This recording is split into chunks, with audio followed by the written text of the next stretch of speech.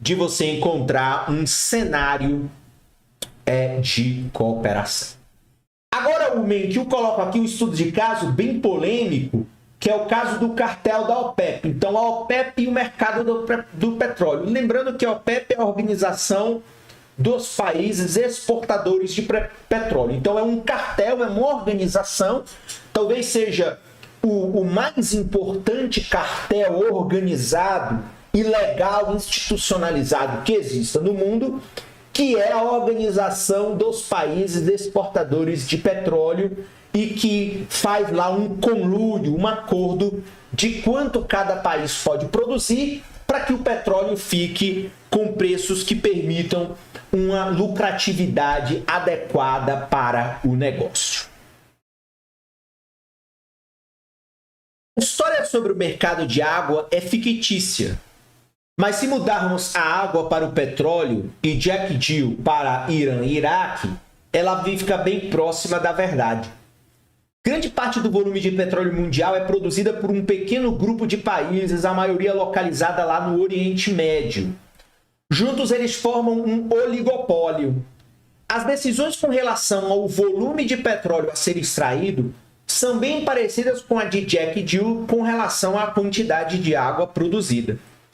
Os países que produzem a maior parte do petróleo mundial formam um cartel chamado Organização dos Países Exportadores de Petróleo, OPEP. O grupo original, formado em 1960, incluía Irã, Iraque, Kuwait, Arábia Saudita e Venezuela.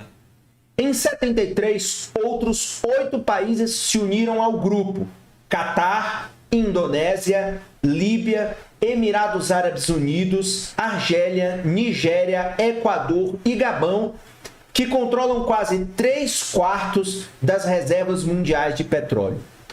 Como qualquer cartel, a OPEP procura aumentar o preço de seu produto por meio da redução coordenada de quantidade produzida, estabelecendo níveis de produção para cada um dos países membros. O problema que a OPEP enfrenta é bem parecido com o de Jack Deal de nossa história. Então, o que é o desafio? Então, os países membros da OPEP gostariam de manter o preço elevado para o petróleo, mas cada membro procura aumentar a produção para conseguir uma maior parte do lucro total. Os países membros frequentemente concordam em reduzir a produção, mas veja, vários países não cumprem esse acordo, o que dá uma série de conflitos.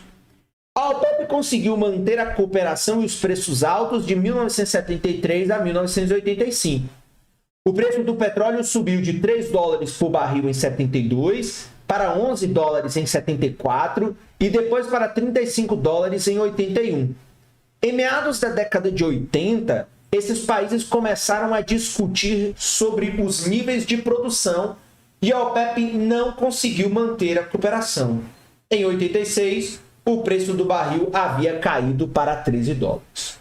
Nos últimos anos, os países membros da OPEP continuam a se reunir regularmente, mas o cartel não consegue fazer que os acordos sejam cumpridos. Mais uma vez, o dilema da cooperação, ainda mais porque você agora tem um conjunto mais ampliado de países produtores, o que faz com que a coordenação, com que o cumprimento das cláusulas deste acordo sejam difíceis de serem cumpridas.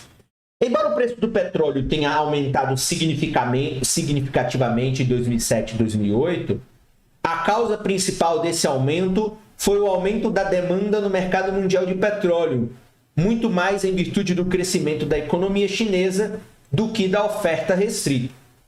Enquanto a falta de cooperação entre os países da OPEP reduz o lucro dos países produtores de petróleo abaixo do que poderia ser, ela beneficia os consumidores de todo o mundo.